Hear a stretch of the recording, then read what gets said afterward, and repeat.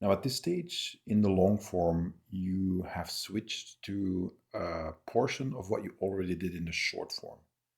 And this goes on for a little while, so it is easy to get distracted and actually think that you're doing the short form and close off at the upcoming movement where we go into embrace tiger, return to mountain.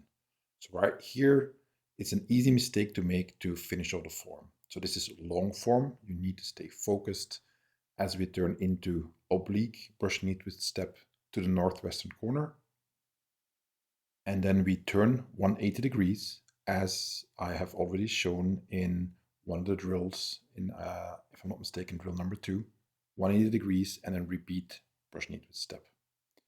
So pick up your left foot and place it facing north. The video is to show you that the basic application that I showed before, and this is true for all the applications that I have shown and will show, has many, many different variations depending on context. Now, this might seem a little bit overwhelming at first. It might look like these are all different techniques, but they're all the same concept, parry and punch. They're all the same idea.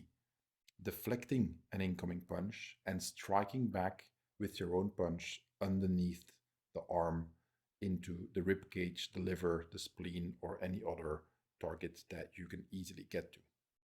That is the concept, and we call that parry and punch. It has a high and a low version.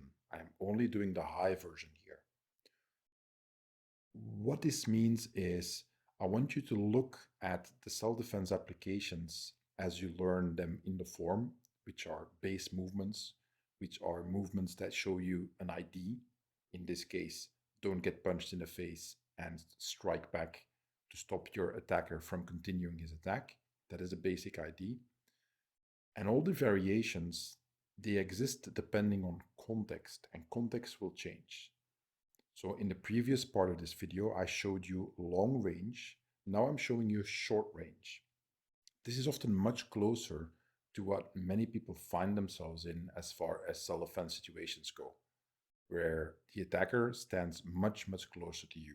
You don't necessarily have the space to do footwork, or you might not be able to use much footwork because of a slippery surface, or because you have an injury and you cannot move quickly around on your feet anymore.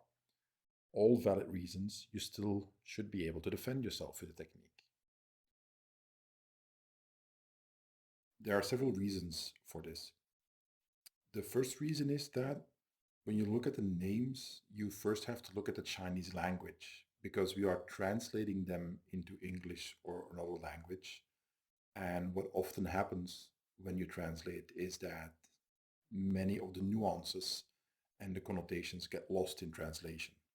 For a variety of reasons, this can be the choice of the translator, but it can also be because certain concepts do not exist in the language you are translating into. For instance, the English language doesn't have certain concepts that exist in the Chinese language. And this is probably true for most languages. So that leaves us a little bit with a difficult position, in that it is relatively hard to sometimes understand what is implied, what is meant with the names of the techniques. Now, I'll go over it a little bit, but the first thing you have to understand is that the Chinese language is radically different from most European languages. What does that mean? Well, in Chinese, there really isn't